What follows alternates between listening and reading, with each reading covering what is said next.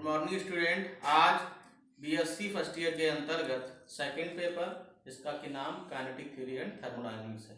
इसमें थर्मोडायनामिक्स के अंतर्गत ही जो है आज की जो हेडिंग है उसका नाम है एब्सोल्यूट स्केल ऑफ टेम्परेचर। इसको हिंदी में कहते हैं ताप का परम मापक्रम। देखिए जो एब्सोल्यूट स्केल ऑफ टेम्परेचर है ये जो हमारा कार्नोट थ्योरम का कॉन्सेप्ट है उस कॉन्सेप्ट का उपयोग करके लॉर्ड केल्विन ने एक नए स्केल की स्थापना की जिसको कहा गया एब्सोल्यूट स्केल ऑफ टेम्परेचर। क्योंकि कार्नोट थ्योरम में हमने बताया था कि कार्नोट थ्योरम जो है दो स्टेटमेंट पर आधारित थी।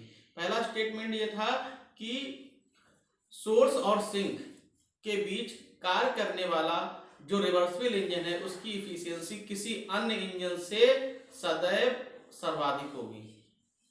दूसरा स्टेटमेंट ये था कि जो हमारा रिवर्सिबल इंजन है वो टेम्परेचर पर निर्भर करता है, वर्किंग सब्सटेंस पर निर्भर नहीं करता। इसी कॉन्सेप्ट का लाभ उठाकर लॉर्ड केल्विन ने अपने स्केल की स्थापना की। ठीक है, इसी देखिए ताप का परम मापक्रम वह मापक्रम है जो किसी भी पदार्थ के विशेष गुणों पर निर्भर नहीं करता। देखिए पदार्थ के विशेष गुणों पर यानी जो उसके जो पदार्थ है जो उसमें कैरेक्टर है, जैसे इसमें क्या होता है कंडक्शन हो रहा है, कन्वेक्शन हो रहा है या रेडिएशन हो रहा है, ये उसके विशेष गुण हैं। या उसमें जो भी प्रॉपर्टी हमारी है, जो भी पदार्थ है हमारा, या तो वो हमारा नेचुरल है या आर्टिफिशियल है, उसके जो भी कैरेक्टर उन पर निर्भर नहीं कर रहा है। बेताप मापी के पदार्थ की प्रकृति यानी क्या है उसकी प्रकृति पर निर्भर कर रहा है। ये जैसे क्या है ऊष्मीय प्रसार हो रहा है, विद्युतीय प्रतिरोध, उसमें कौन कौन से प्रतिरोध उपयोग हो रहे हैं, ताप विद्युत वाहक बल और उसका विद्युत वाहक बल क्या है, ईएमएफ क्या है इत्यादि पर निर्भर करे। यानी जो उसके विशेष गुण हैं उन गुणों पर न निर्भर होकर क्या उसकी प्रकृति पर निर्भर करे कि कौन किस प्रकृति का वो होता है उस पर निर्भर करता है। उसको कहते हैं एब्सोल्यूट स्केल ऑफ टेम्परेचर।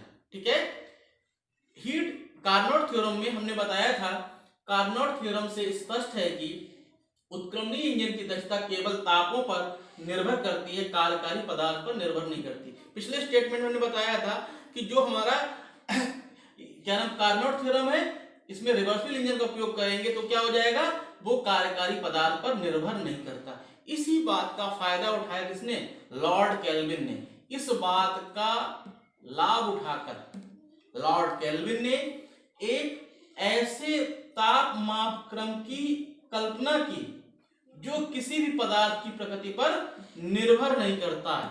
यानी क्या है वो पदार्थ की प्रकृति पर निर्भर नहीं करता है। इसे kelvin absolute scale of temperature कहते हैं। ठीक है, इन्होंने क्या किया कार्नोट थ्योरम का उपयोग करके उसी कॉन्सेप्ट, क्योंकि इनका कॉन्सेप्ट क्या कंप्लीट कॉन्सेप्ट है, इससे पहले जितने भी कॉन्सेप्ट आए वो इनकम्प्लीट थे, कहीं ना कहीं फेल हो गए, कहीं ना कहीं अस्पष्ट थे। ये जब लागू हो गया इसी का उपयोग करके इन्होंने क्या किया अपना एक स्केल की स्थापना की, उसका नाम रखा है kelvin absolute scale of temperature.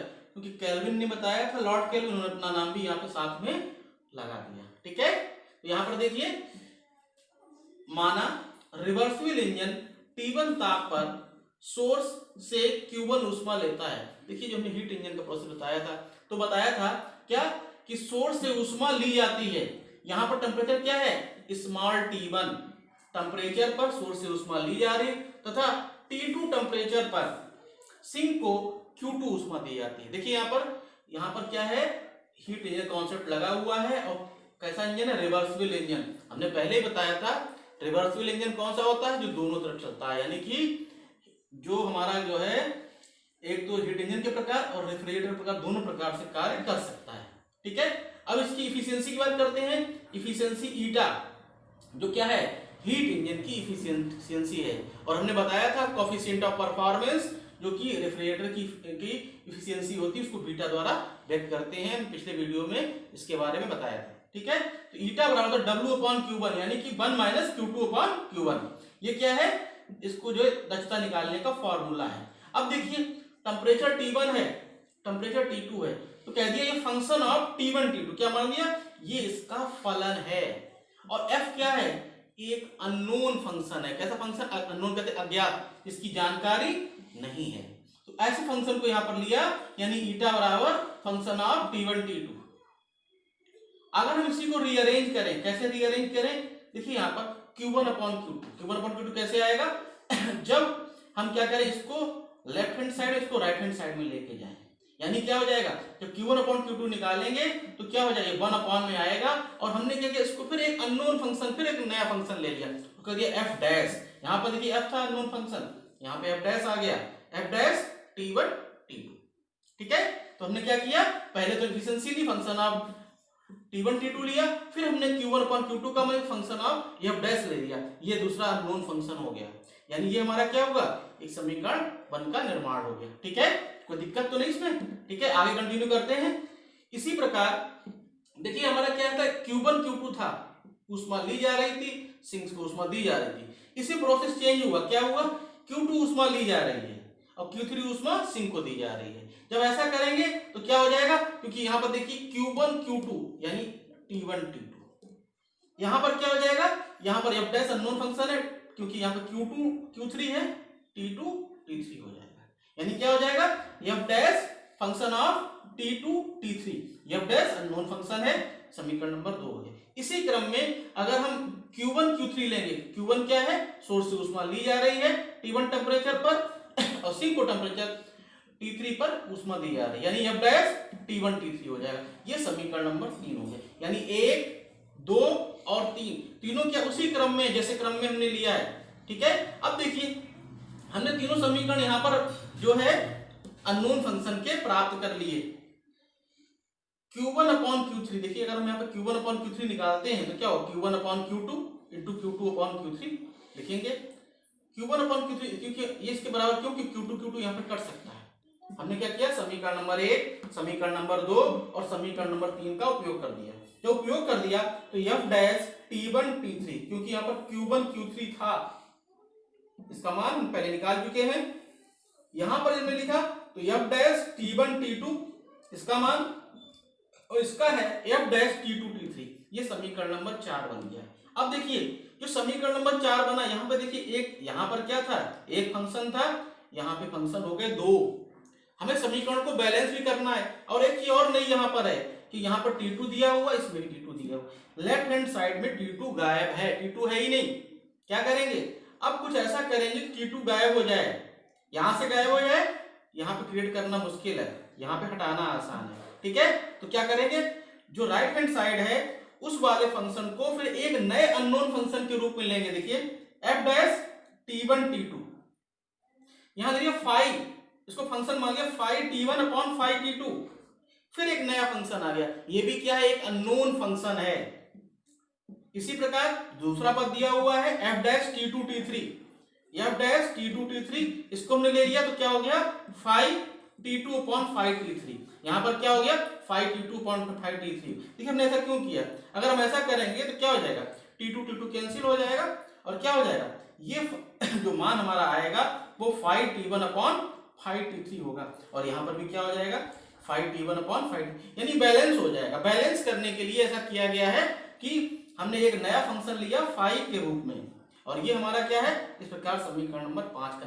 देखिए बार बार क्या हो रहा है, हम एक अननोन फंक्शन लेते चले जा रहे हैं, पहले f लिया, फिर f डैश लिया, उसके बाद क्या किया, उसके बाद 5 ले लिया, और 5 में क्या किया, एक को ऊपर लिया, एक को नीचे, जिससे कि कैंसिल आउट हो जाए। यानी हमने क्या किया, तीसरा फंक्शन अननोन फंक्शन फिर ले लिया।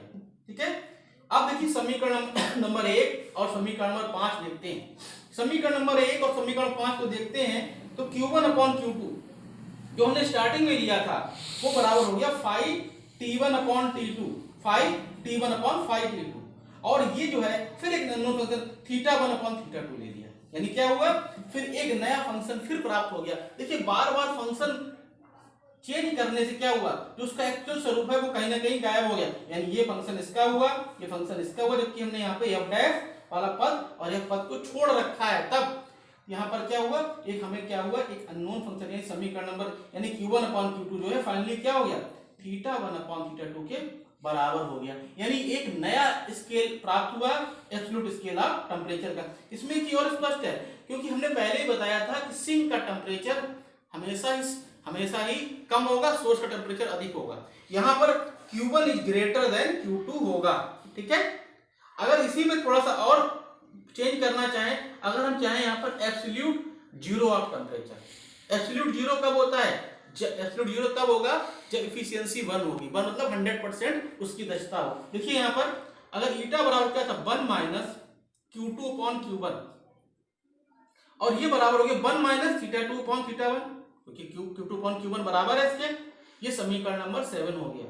अगर यहीं पर θ2 का मान 0 कर दें, क्या कर दें? इसका मान 0 कर दें, तो क्या हो जाएगा? Q2 का मान सिंक का जो हमारा ऊष्मा है उसका मान 0 हो जाएगा, और θ2 का मान 0 है ही ऑलरेडी, तो ईटा का मान क्या हो जाएगा? 1 हो जाएगा। यानी कि ये ऐसा एब्सोल्यूट स्केल ऑफ टेम्परेचर है जो क्या है, जिस पर क्या है, इसका मान जो है वो शून्य हो जाता है, एब्सोल्यूट हो जाता है। जब भी कोई चीज एब्सोल्यूट होती है उसका मान क्या होता है? 100% होता है। कोई भी चीज एब्सोल्यूट होती नहीं है, ये भी क्या है? एक कल्पना मात्र है। एब्सोल्यूट इज इम्पॉसिबल, कोई चीज एब्सोल्यूट होती नहीं है, इसलिए इसका मान ये कहलाएगा एब्सोल्यूट जीरो ऑफ टेम्परेचर जब ईटा का मान 1 होगा। ठीक है, तो इस प्रकार से हम लोगों ने आज एब्सोल्यूट स्केल ऑफ टेम्परेचर के बारे में पढ़ा, बताया, और उसमें ये बताया कि ये कार्नोट थ्योरम पर आधारित है। उसी का उपयोग करके क्या किया गया? इसका निर्माण किया गया, और इसमें लॉर्ड केल्विन ने उसी का उपयोग करके क्या स्पष्ट किया कि ये कार्यकारी पदार्थ पर निर्भर नहीं करता है, बल्कि टेम्परेचर पर निर्भर करता है। तो पूरा स्टेटमेंट टेम्परेचर पर निर्भर था। लास्ट तक हमने क्या किया? यहाँ पर एब्सोल्यूट जीरो को निकाला। आज के लिए बस इतना ही। धन्यवाद।